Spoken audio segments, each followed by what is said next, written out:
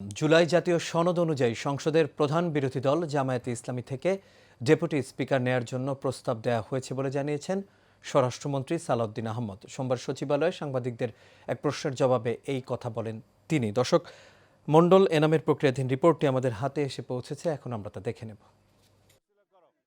বিরোধী দল থেকে ডেপুটি স্পিকার নেওয়ার জন্য মৌখিক প্রস্তাব দিয়েছে সরকার। সচিবালয়ে প্রধানমন্ত্রীর সাথে বৈঠক শেষে সাংবাদিকদের প্রশ্নের জবাবে স্বরাষ্ট্রমন্ত্রী এই মন্তব্য করেন। জন্য আমরা আমাদের দলের পক্ষ থেকে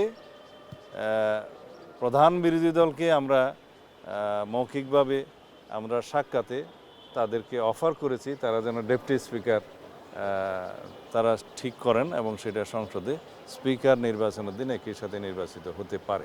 এ সময় স্বরাষ্ট্রমন্ত্রী সালাউদ্দিন আহমেদ বলেন, সংসদে যারা সংসদ সদস্য হিসেবে শপথ নিয়েছে তারাই সংসদ সদস্য হিসেবে যোগদান করবে। জাতীয় সংসদের প্রথম অধিবেশন বসবে এই নবনির্বাচিত সংসদের, সেখানে সংসদ সদস্য হিসাবে আমরা যারা শপথ গ্রহণ করেছি তারা সংসদ সদস্য হিসেবে যোগদান করব।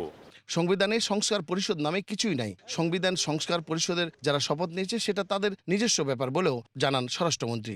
সংবিধানে সংবিধান সংস্কার পরিষদ নামে কিছু না থাকায় যারা তাদের সংস্কার পরিষদের সদস্য হিসেবে শপথ নিয়েছে সেটা তাদের নিজস্ব ব্যাপার।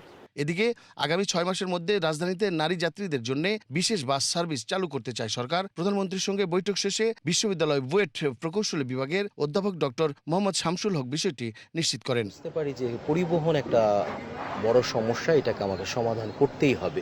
মণ্ডল এনাম, এশিয়ান টেলিভিশন, ঢাকা।